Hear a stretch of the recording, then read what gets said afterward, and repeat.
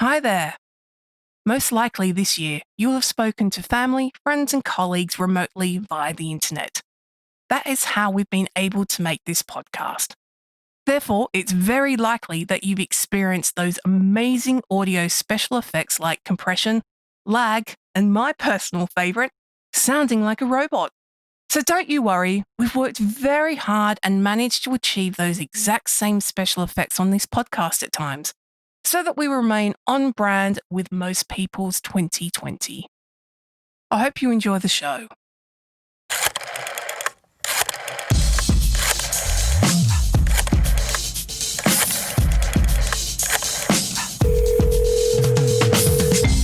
This is the Lockdown Hotline Sessions with your host, Danielle Lonnon. Sorry, please answer that. Hello and welcome to another episode of the Lockdown Hotline Sessions with me, your host, Danielle Lonnon. This is the podcast where we put identical questions to all of our guests, but they mix it up, spice it up, and entertain us with their unique take on COVID and lockdown in 2020. Today's guest is Margaret Plummer. Margaret Plummer is an Australian mezzo soprano living in Vienna, Austria. She's engaged as a full-time member of the Vienna Opera ensemble, where she performs and covers much of the lyric mezzo repertoire, including Hansel, Charlotte, Octavian, and Waltraute. In 2014, Margaret won the Vienna State Opera Award from Opera Foundation Australia, which brought about her relocation to Europe. Since 2015, Margaret has performed in a wide range of repertoire at the Vienna State Opera, including Mozart, Wagner, Strauss, Massenet, and Dvorak. Prior to her move to Europe, Margaret worked for 8 years at Opera Australia, performing in Sydney, Melbourne, and Brisbane. This also included tours of La Traviata to regional centres in Queensland, the Northern Territory, and Western Australia, with Opera Australia's touring arm, Oz Opera. Margaret Plummer, hello and welcome. Thank you so much for dialing in. How are you today? Hello, Danielle. I am good. Yeah. All things considered. Yes, absolutely. Thank you so much for joining us here. I'm very, very excited to have you. My pleasure. Thank you so much for having me. Not a problem. Now, as you know, we ask identical questions to all of our guests. So this is your beginner's call. Are you ready to start? Yes, I'm ready. Okie dokie. Question number 1. Can you tell us a little bit more about yourself that perhaps wasn't covered in the introduction? Yeah, so besides being a singer, I am a mother. I have 2 kids. Edwin is almost 12. He turns 12 in a couple of weeks. And Dexter turned 8 in October. Right. I'm also mum to a ridiculous rescue dog called Jellyfish, who we did not name. She came with that ridiculous name and it's just kind of stuck. What else is there? I'm married to a lovely Aussie bloke for nigh on 13 and a half years. Wow. Yeah. Those are the main points. Yeah. Okay. All right. That sounds amazing. So my next question to you is, what is your current location and what is the state of lockdown where you are? Yeah, we live in Vienna in Austria. Wow. And we are in the middle of a really hardcore second wave of COVID.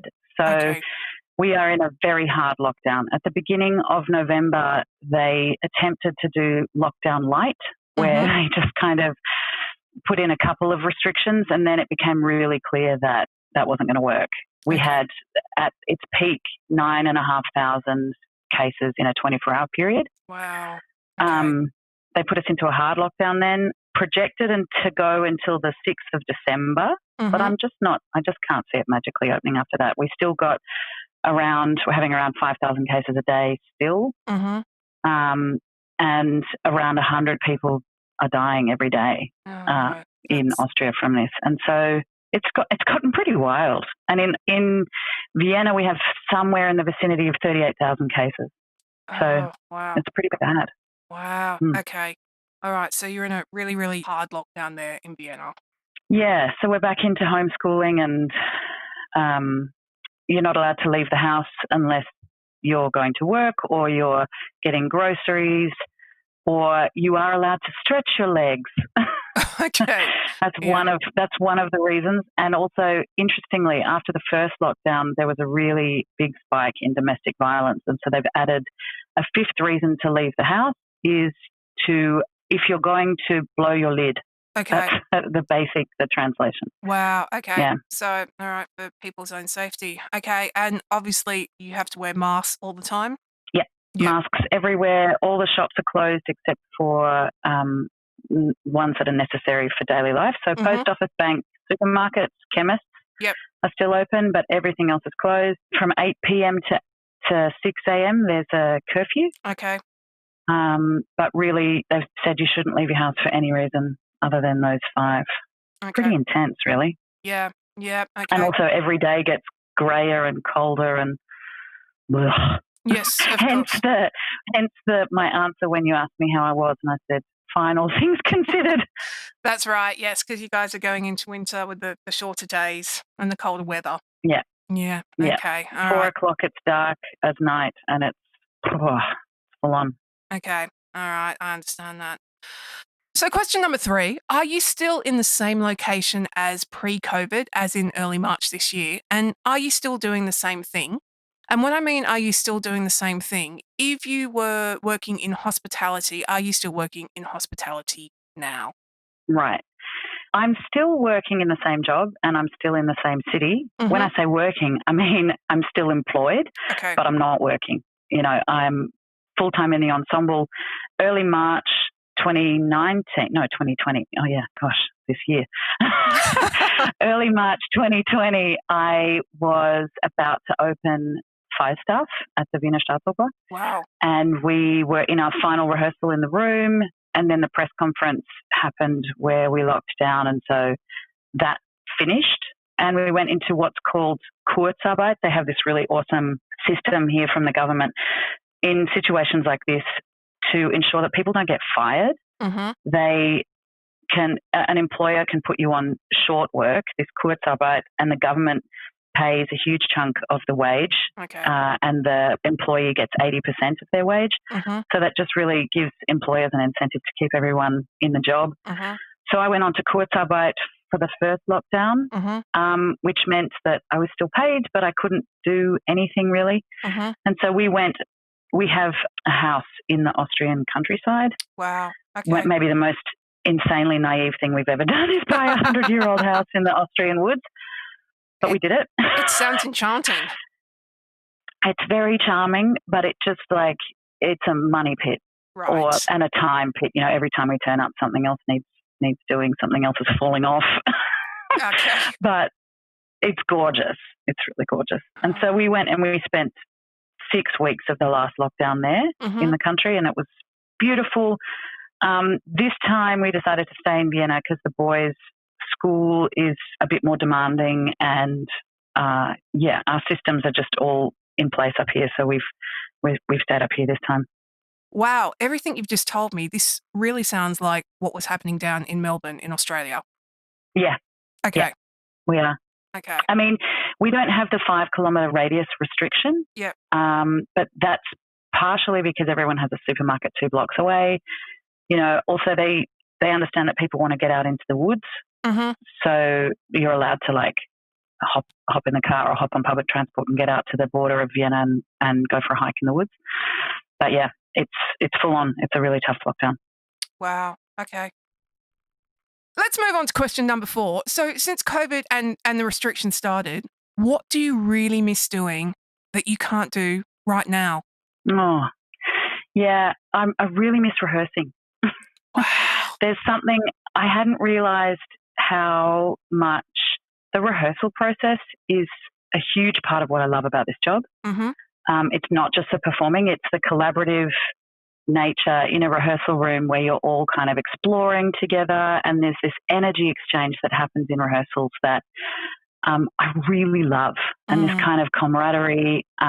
And we got to do some shows in September and October, and my first rehearsal, I felt giddy with joy at being back in the rehearsal room. And I was like, oh, that's nice to know that this is a huge part of what I love about the job. So yeah, I miss rehearsing. Yes. Also, a friend sent me a video this morning of my son having a chat on the tram, and no one was wearing masks. It was taken last Christmas when they were visiting.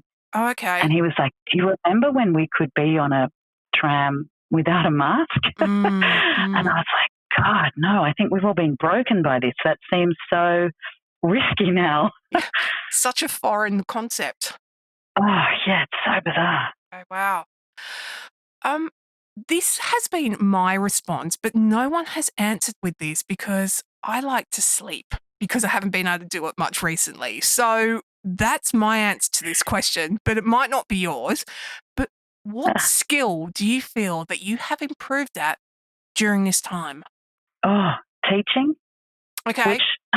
Which isn't a skill that I've ever owned, and I'm still not particularly good at it, but I've been forced to homeschool, and I tell you what, I have never felt white hot rage quite the way that I have during homeschooling. It's been really wild and like a huge learning curve, very steep learning curve.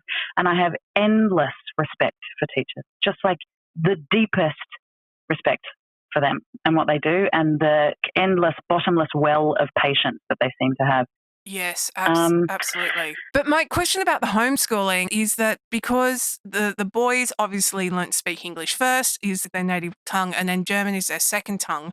How are you finding teaching them in, a German-speaking or in a non-English speaking environment? Well, thankfully, 2 years ago, they started at an international school. So I am teaching them in English. Thank God. Okay. I mean, my German is fine, but if I was trying to do homeschooling in German, particularly with the 11-year-old, I would be completely out at sea. Right. Like as it was because he did 1st to 4th grade at an Austrian school. Okay. And by the time 4th grade rolled around, there were some things where I felt completely useless to him already. Yep. So I'm really lucky that they're at an international school. Yep. And the international school is really great. They sent them both home with iPads so that the work turns up and it's electronic and it's actually going really smoothly. I think it could have been much, much worse. Okay, so the old excuse of Miss, the dog ate my homework with an iPad is no longer valid. No longer valid. You can say the Wi-Fi went down. Oh. That's a really good one. Didn't we have that problem, 20 minutes ago? We did, yeah, we really did. Okay. Besides that, I've been cooking a lot. That's the other thing that I've gotten a bit better at.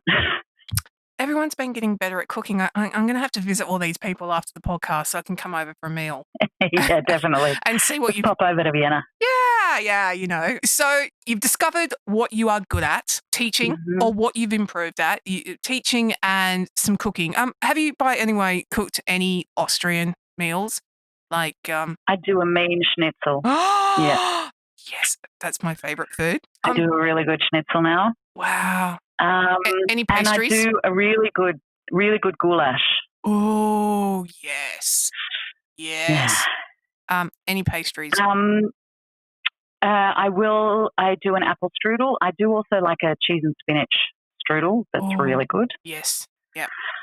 But as far as when I'm cooking sweet things, it's got to be like cookies or a brownie or like a lemon cake. I don't tend to. Austrian sweets have a lot of plums and booze in them. And I'm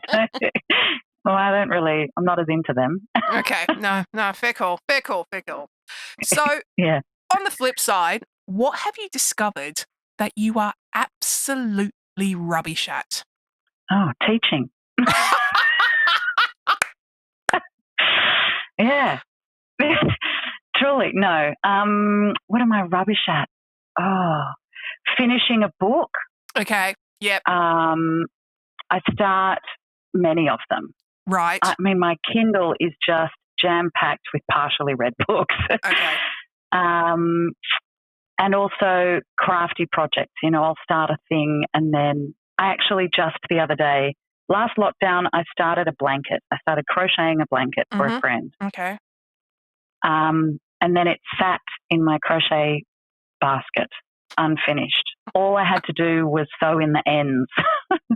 And last week I was like, Margaret, just sew in the bloody ends. And then I popped it in the post. I popped it in the post to her, and she got it last week, and she absolutely loved it. But I just couldn't believe that it took me a full year to just finish the thing. Well, congratulations on actually finishing it, and even more congratulations on posting it.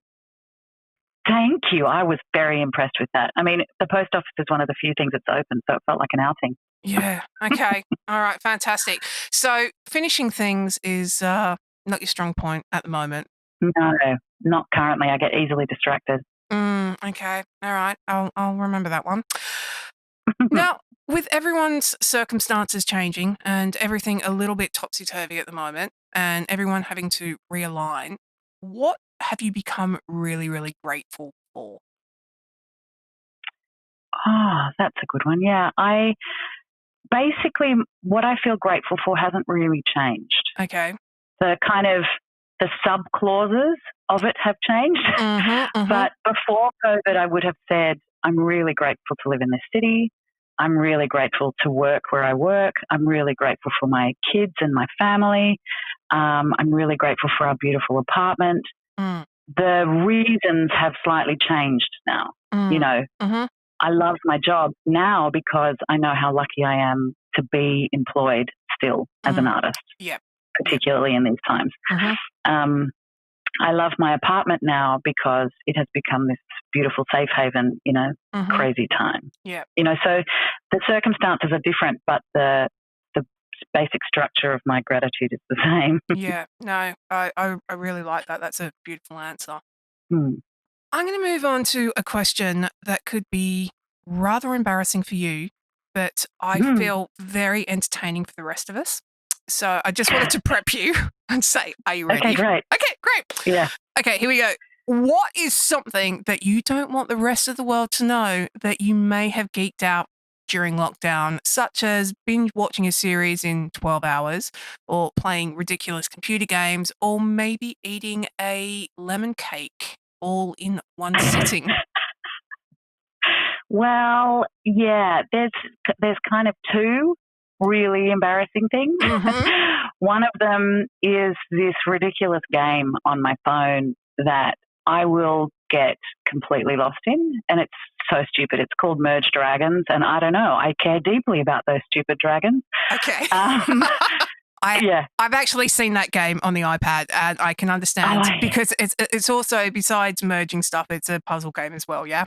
Oh, yeah, and it's just deeply satisfying to organise things and to feel like vaguely in control. I think that's the reason I love it. Yep, okay. And the second, I don't know if you've seen them, but I first saw them pop up on my Instagram. They were advertised to me. They're called diamond paintings. And it's basically paint by numbers, but you have these teeny tiny little sparkly diamonds. Okay. And you stick them on a sticky canvas according to symbols. Yep. And then you end up with this big, like, sparkly monstrosity. I love them. I have no idea where I'm going to put them in my life. Now I have one fully completed and another one on the way. And I just think, what am I going to do with this tacky thing? But I love the process. And it just like quietens my mind and busies my hands in this really great way that's been very helpful in a lockdown. No, understand. I'm just thinking of a gallery opening, Margaret Plummer, sparkly. Yeah, if you want like bedazzled stock images, I'm your girl. Wow. And maybe disco balls as the lighting thing, just to make sure that the totally. lights actually pop and glitter everywhere. I can see it. Yeah. It will be so tree chic. It'll just be me in a dark room. No one will come. Oh, no, I doubt that. I think it will be the hit of Vienna. It's really interesting that both things that you've mentioned are quite creative and artistic. And what I've found is that everyone that I've been speaking to has gone into a creative, or they've gone and done something creative, or they've watched something made by creatives. And it kind of shows that although the arts might not bring in the revenues like the banks or the building industry does, how important it actually is within people's lives. Absolutely. And we are making art, making music is like breathing. for us. Yep. You know, when you spend your entire life focusing on this thing and pouring your energy into this, it becomes such a huge part of you. And so to not be able to do it is not an option, really. So each one of us is trying to find ways to channel that creative energy to satisfy that part of ourselves and to fill that cup. It's been interesting to see how lots of different friends are doing it.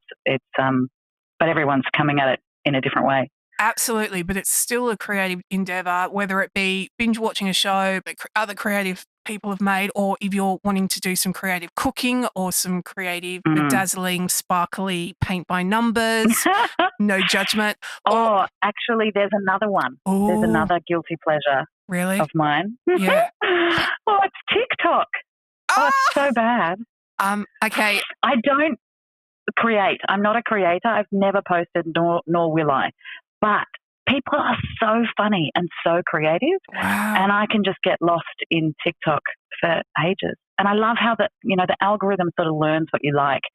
So soon enough, your feed is just filled with hilarious, interesting people. Okay. I'm really painting a terrible picture of myself. No, this is fascinating because I actually downloaded it the other day and I spoke to one of my best mates who's our age and said, "Can you teach me how to use it?" He went, "No." And then I found my 13-year-old neighbours next door and they taught me in 3.5 seconds. So, yeah. But I'm learning. I'm learning about it. Oh, there's so many good ones. Send me your username and I'll shoot you some really good ones. Okay. Well, that is my night sorted. Thank you. Yeah, exactly. Be prepared to be inundated.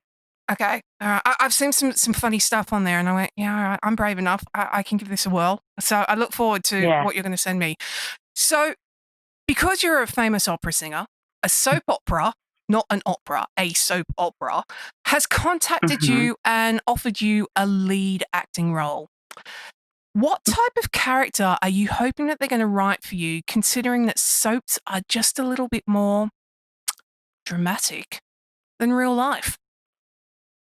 I want to be the witch, like the witch, the witch who's like got her finger on the pulse of the whole town. She knows all of the intrigue. She knows all of the relationships, and people come to her for help. Okay, that's who I want to be. Isn't that Joan? And she's powerful as heck. Like she's really strong and really fierce and doesn't need anyone. That's what I want to be. I love it. Isn't that Joan Collins in Dynasty? Yeah, probably. I keep thinking about, do you remember that bizarre soap opera from the 90s that had like a creepy witch and a little puppet doll? Of course, I can't remember what it's even called. And the puppet doll would come to life. It wasn't called Charm, set in New England in America or something like that? No. Oh, gosh. I wish I'd thought of this before we spoke. No, it's okay. You know, this is the beautiful thing. And the Charity was the like virginal blonde creature. Of course, her name was Charity. Anyway. No, I don't know. I want to be the witch. You want to be the witch? Well, Margaret, sadly, that is the end of the questions. But just before we conclude the interview, an opera company calls you up and says, "We're really big fans. We would love you to principal in our reopening opera after COVID." What opera do you choose and who do you pick as your co-star?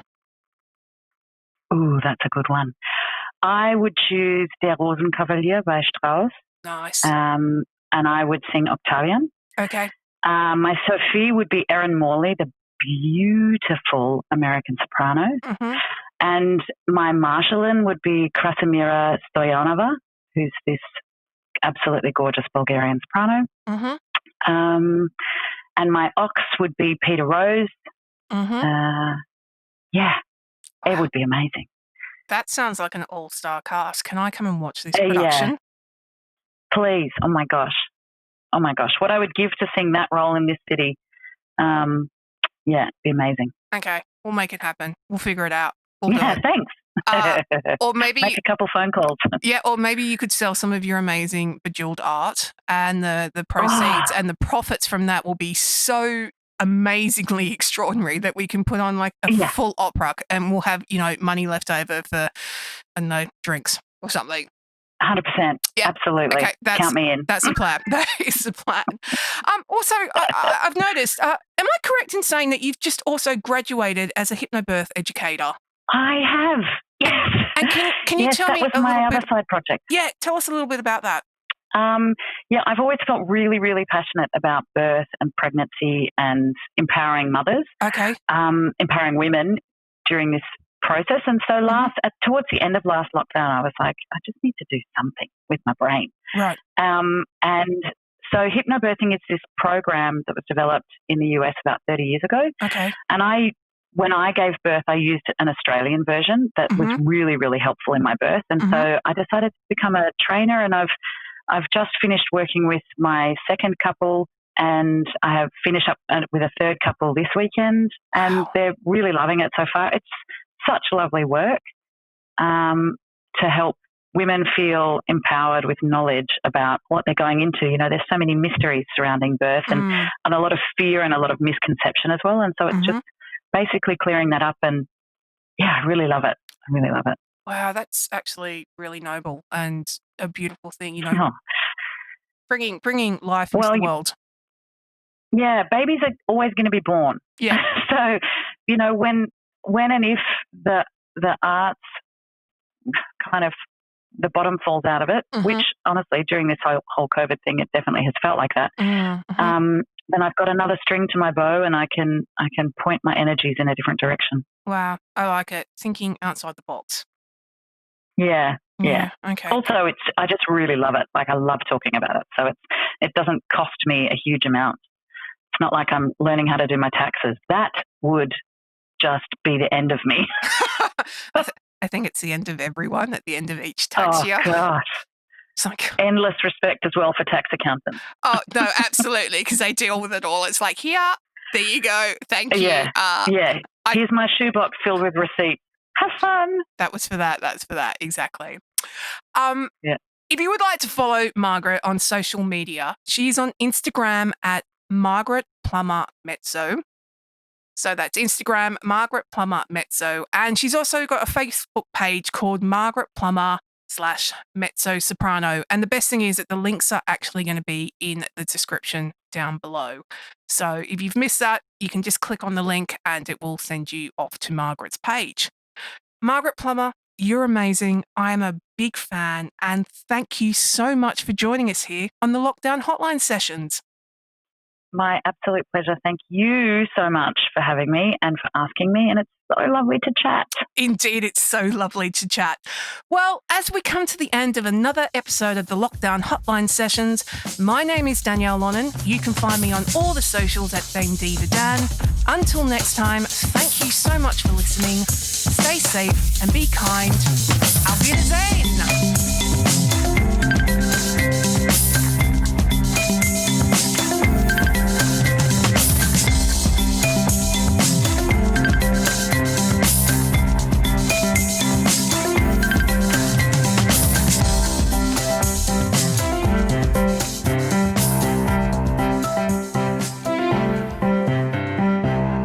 This episode of the Lockdown Hotline Sessions was recorded and produced in Sydney in November 2020.